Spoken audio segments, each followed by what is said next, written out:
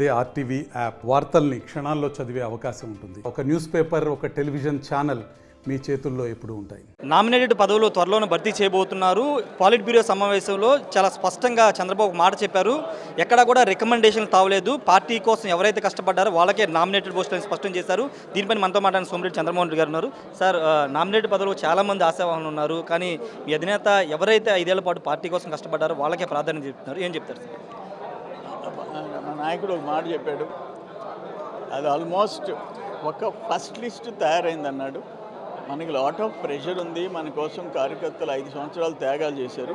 వాళ్ళకి న్యాయం జరిగేటట్టుగా చూస్తున్నామని చెప్పాడు. అందరినీ కలుపుకోవాల్సిన బాధ్యత మన మీద ఉంది అని చెప్పేసి చెప్పడం జరిగింది. వీలైన తొందరలో విడుదల చేసే అవకాశం ఆయన మాటల్లో కనిపించింది.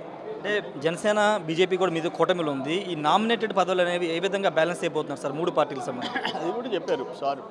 వాళ్ళు ఎలక్ట్ అయిన దగ్గర, మనం ఎలక్ట్ అయిన దగ్గర అందరినీ కలుపుకోలుగా ఎవరు డెడికేటెడ్గా పనిచేశారో ఆ పార్టీలో అయినా మన పార్టీలో అయినా వాళ్ళకి మనం ప్రయారిటీ ఇవ్వాల్సిన అవసరం ఉందని కూడా ఆయన మెన్షన్ చేశారు.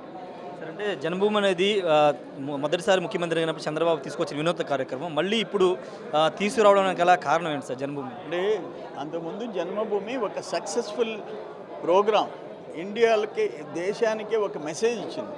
ఆ పరిస్థితి మళ్ళీ తిరిగి తీసుకోవాలి. మనం ఉండే ఫైనాన్షియల్ క్రైసిస్ వీటిల్లో కొంత గవర్నమెంట్ కంట్రిబ్యూషన్, కొంత దాతల ముందుకు వచ్చే పరిస్థితి, ఏ గ్రామానికి సంబంధించిన మంచి పరిస్థితులు ఉండేవాళ్ళు, ఇండస్ట్రీస్, ఎన్ఆర్ఐస్, రిచ్ పీపుల్, వాళ్ళందరూ ముందుకు వచ్చే అవకాశం ఉంటుంది. అందుకని అప్పుడు జన్మభూమి కింద చేశాము. ఇప్పుడు జన్మభూమి 2 అనే ఆలోచన ఆయన ఎక్స్ప్రెస్ చేయడం జరిగింది.